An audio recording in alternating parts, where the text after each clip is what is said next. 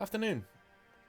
So I'm just sitting here, chilling out, writing the session for tonight's Blackcoats campaign, and I decided to take a quick break, and do some writing on my personal chapter. So the personal chapter I am making has gone through loads and loads and loads of changes. We've had loads and loads and loads of different founding chapters from White Scars and people like that. But I've decided on the Dark Angels because the chapter that I'm making are very knight-like. They are all from noble houses. They are all very obsessed with being perfect and being extremely honourable, and they're also extremely they're not into lies and secrets at all, which puts them odds with their forefathers in the Dark Angels. So very interesting story brewing there. But as I read further into the Dark Angels, I've always felt this way about them.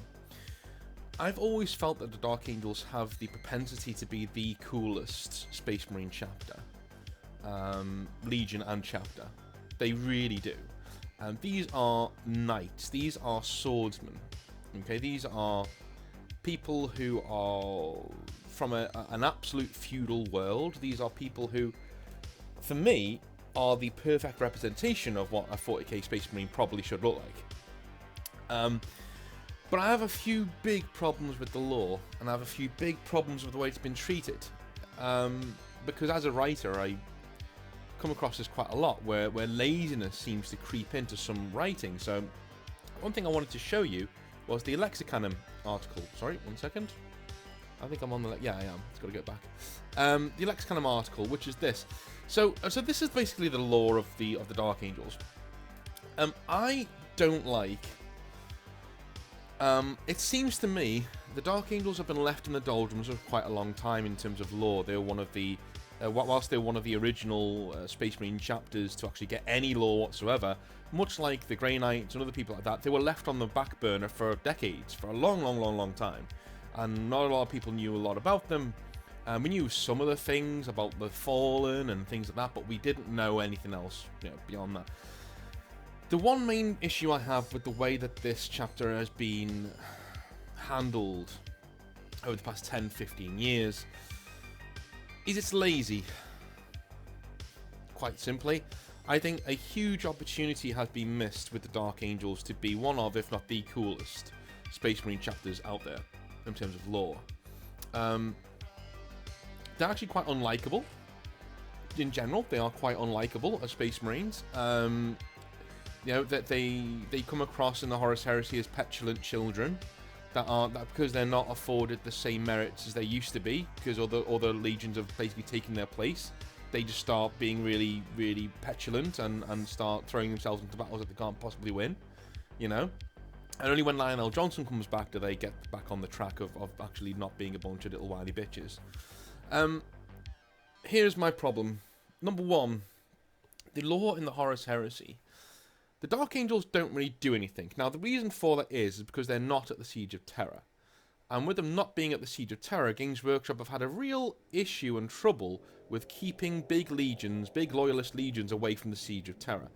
I believe they succeeded with the Ultramarines in the Battle of Calth and things like that. I think, okay, I see where that comes from.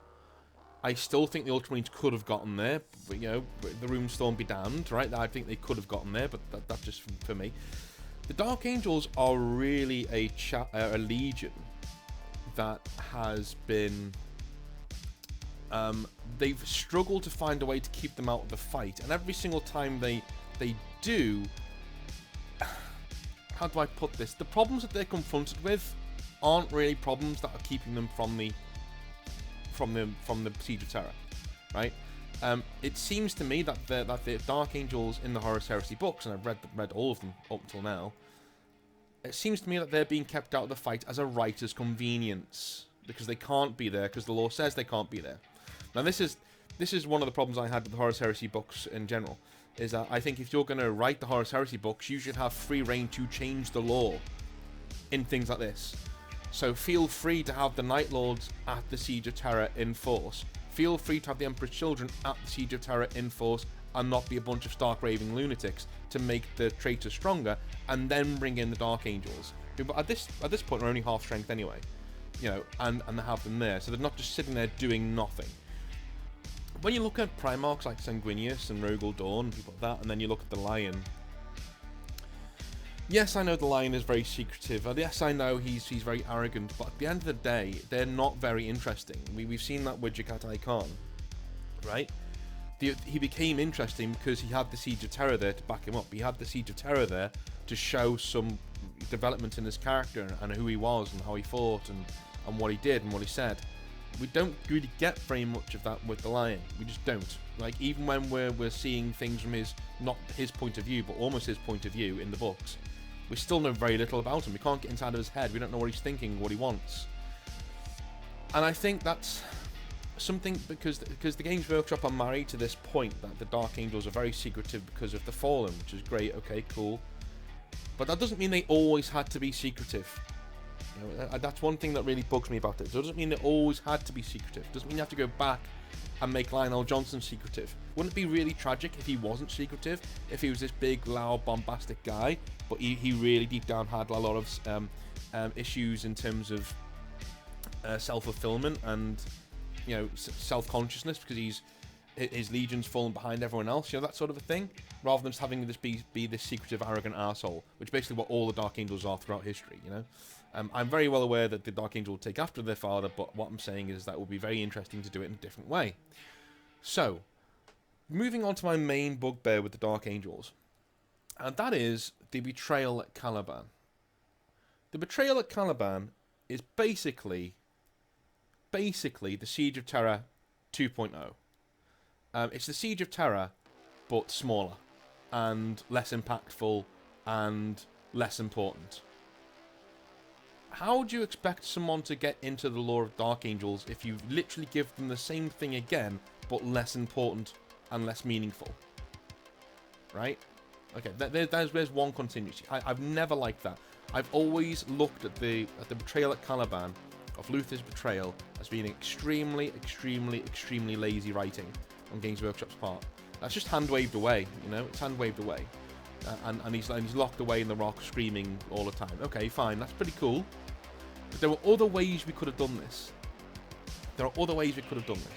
Right? I would have actually, and I'll tell you at the end of the video what I would have done with the Dark Angels if I you know, ever deigned to well, let's just say I would get to rewrite it in my fantasy world, right? So, I don't like the betrayal at Caliban. I think it's basically a rehash of the Siege of Terror, but less important and less interesting. It makes everybody there look like idiots. It makes Luther look like a moron, because, you know, he is pulled into being jealous of a Primarch, even though he's not even a Space Marine. Okay, whatever. It makes the Lion look stupid, because he goes straight down and fights this guy who's not even a Space Marine and gets beaten by him. I don't care if he has all the powers of chaos on his side. Are you really telling me that Abaddon of the Spoiler wouldn't be beaten by Lionel Johnson at full power? Yes, he would. Lionel Johnson would kick Abaddon's ass, right? And Abaddon's at least as powerful. Well, he's way more powerful than Luther was, let's be honest. So it makes Lionel Johnson look like a knob, and it makes the Chaos Gods look like knobs as well, because they've lost another pawn. Again, their plans are thwarted by simply their enemy charging into them and just laying waste to them. It makes everyone comes off bad. It seems to me like as a writer, sometimes you'll have placeholder events. So you'll be writing a story and you'll be thinking, okay, I know this empire has to fall at some stage in the past, you know, in the past history of this world, but I don't quite know how I'm going to do that yet. So I'm going to write the rest, and I'm going to have like a placeholder calamity in here, and I'll just call it the Great Collapse, or the Sundering, or something like that, and then I'll expand on it later on, right? That's basically what the Dark Angels are throughout, right? Look at the names of things. Look how cool Caliban could have been. The name of Lionel Johnson's group on Caliban is called the Order. Like, you fucking serious? That's it? That's it. That's all we get. All we get of Lionel Johnson is he was part of a thing called the Order. Great. Great. I mean, do you know those really funny times when people say, oh yeah, that you know, it shows a lot of artistic thinking there, you know, really out there name, you know. It's like calling someone with red skin like the Red King or something. You know what I mean? Like, yeah, okay, yeah, we know he's red, cool. Like, everything about the Dark Angels is that it's fucking lazy. It's really, really lazy. Look at this. The Great Beasts. What are the Great Beasts? Tell us what they are. The Order. Tell us what it is. Don't just say the Order. That's like having a place called the Kingdom. It's a placeholder name, right? It's not being, to me, that's just something that's not being expanded on. It's something that's not been written properly. It's something someone's gone, the Order and the Great Beasts. Cool. Awesome. I love the feeling of Caliban being this forested paradise filled to the brim with fairy tale Lovecraftian creatures that need to be fought back by these feudal medieval knights. I love that. In fact, there's a lot of Caliban in Chrome, the new setting I'm designing, right, for a new game that we're writing. Okay, because it's such a cool, you know,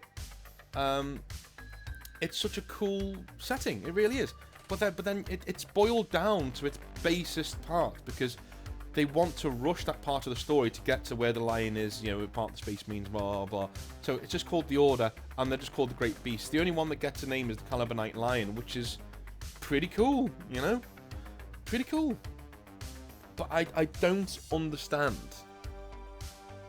why they do this. I don't understand why they don't just give us the names. Let's have a name of what these things are. What's Calibanite culture like? What's, you know, why? What kind of cities are there? You've got a feudal planet. Give us cities. Give us kingdoms. Give us empires. Give us all the different things that are going on. What are the Order of? It can't just be called the Order. It needs to be called something, right? The Order is like the kingdom. It's like, you know, the empire. Give us something. Okay, give us a name for them, right? Could be the Order of the Lion, could be the Lion Guard, could be the Dragon's Maw, could be anything. Just do something rather than the Order. It's a cookie cutter standard bolt-on name that a writer uses to cover up the fact that they haven't thought of anything to do with that Order yet, right? And that is the early Dark Angels history throughout, right? So what does work in the Dark Angels history? Well, for me, the Fallen. The Fallen is such a cool concept, and the fact that Luther falls is also such a cool concept, right? It's great. I think it's fantastic. And I really enjoy the Dark Angels lore after the heresy. I really do. I think it's really cool that they're not very trustworthy. They don't tend to trust other people, and they tend to go about their business in the most, you know, seedy way possible, basically. And I quite like that. So how would I change the Dark Angels going forward? Or if I could go back and retcon things, what would I do? So, I would actually take a bit of the Alpha Legion, right? Because the 1st and the 20th, there's a lot of dichotomy there, right? The Alpha Legion are better at secrets than the Dark Angels are. But I would actually have the Dark Angels and the Alpha Legion both have twin Primarchs. Okay? So in my version, the Dark Angels have 2 Primarchs. They have twin brothers who land on Caliban together, right? But they're obviously in different capsules, split apart, okay? So, you have Lionel Johnson and you have Luther. They are brothers. They look almost exactly the same, okay? They're basically Primarchs. They're just 2 Primarchs. Although Luther is a Psyker and Lionel Johnson is not, right? So Luther creates a huge empire as he grows. And obviously, he's a great warlord. He grows and he creates this Psyker empire, this empire of mages who are this Calibanite empire that stretches across most of the known servers of the world. And he becomes like this ever king of this place, right?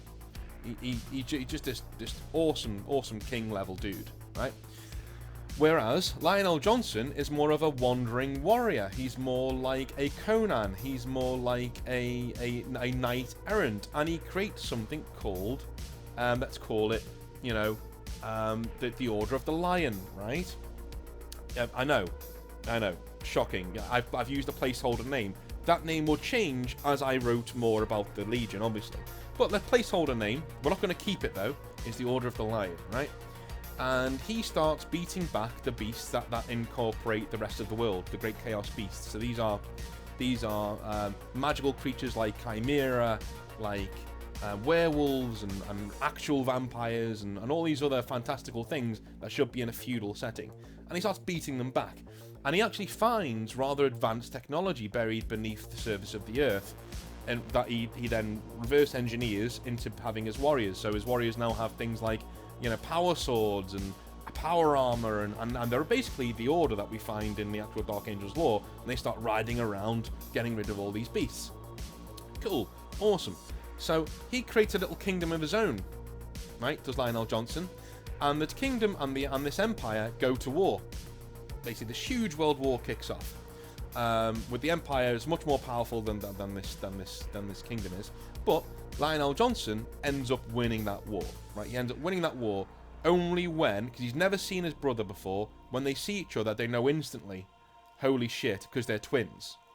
Right, they know instantly when they see each other, oh shit, that's me. Right, so they come together and they start talking about their memories as children, and they find out that, oh god, right, okay, we actually had the same thing. We must come from the same place. And that ends the war. Basically, we have now a unified Caliban, right, with the Empire there, with two rulers. We've got the Empire, which is ruled by Luther, and we have the Kingdom, which is ruled by Lionel Johnson. So Lionel Johnson's like the warrior, and Luther is like the thinker, the Malcador, the Sigillite, right, basically, right? So, everything that happens from here on in is very similar to the actual lore. So the Emperor comes down, finds the twins, and he gives them command of the First Legion, right?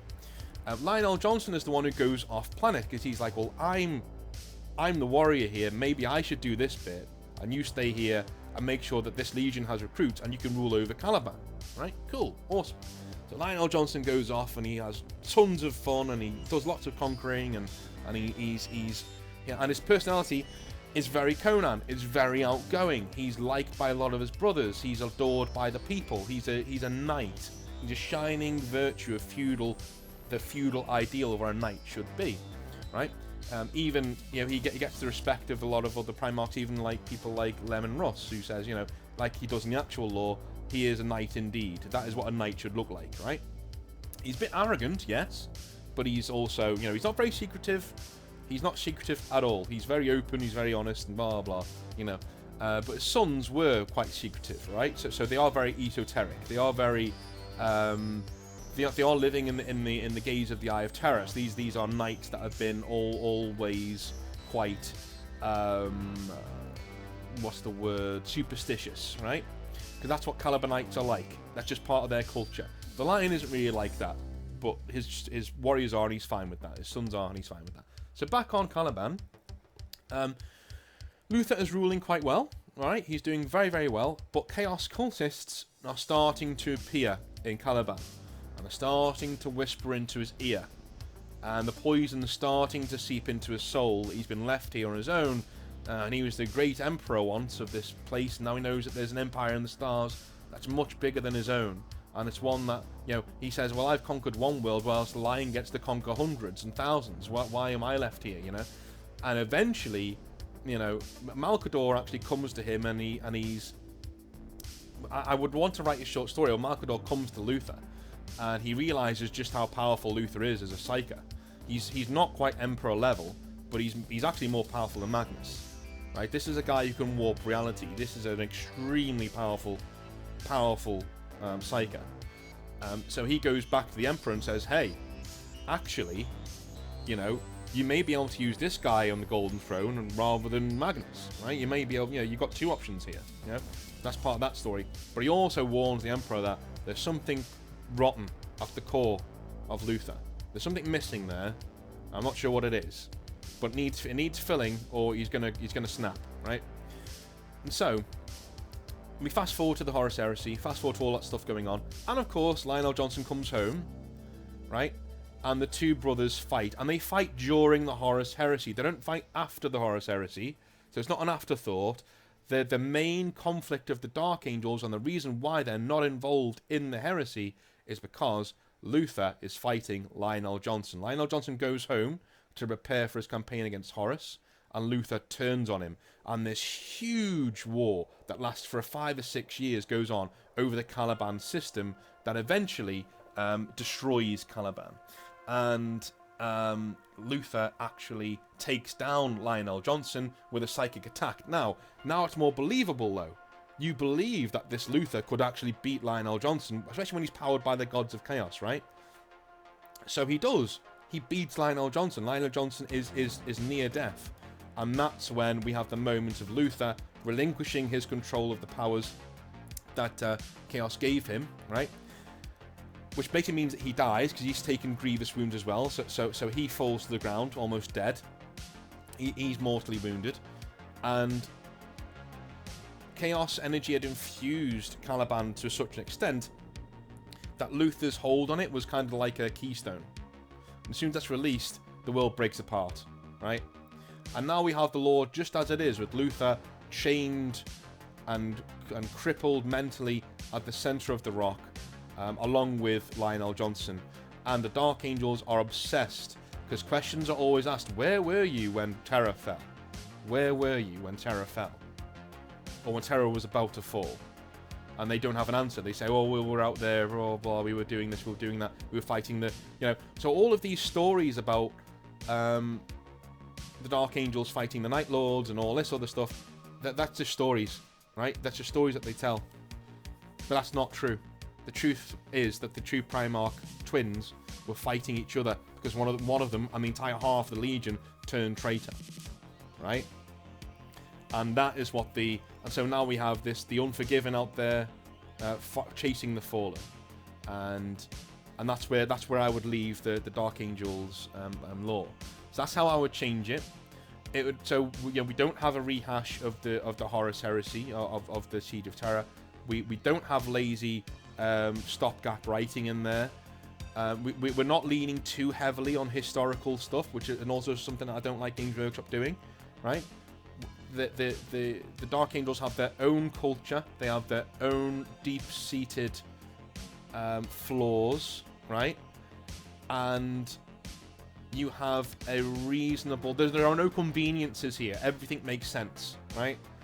Lionel Johnson being beaten makes sense, right? Luther becoming jealous of him makes sense. It all fits, is what I'm saying. So that's how I would change it. And that's the problem I've got with the Dark Angels lore. And I'm very tempted to say that the chapter that I'm making, they actually believe this version of the story, right? They got it from some archive somewhere, and they believe that Luther's actually a twin Primarch. But that's how I would change it. What do you think? Are there any stories in Warhammer 40,000 that you think are quite lazy and that you don't actually like that much? Are there any parts of the Warhammer 40,000 lore that you would actually want changed to be less lazy, or to just fit better, right? Is any scene in any novel or book that you've ever read from the Horus Heresy or El Beyond that really irks you and you think, that doesn't quite work? Tell me in the comments. That's been me, and I've not been moaning about Games Workshop for a couple of days, and it feels nice. See you guys later.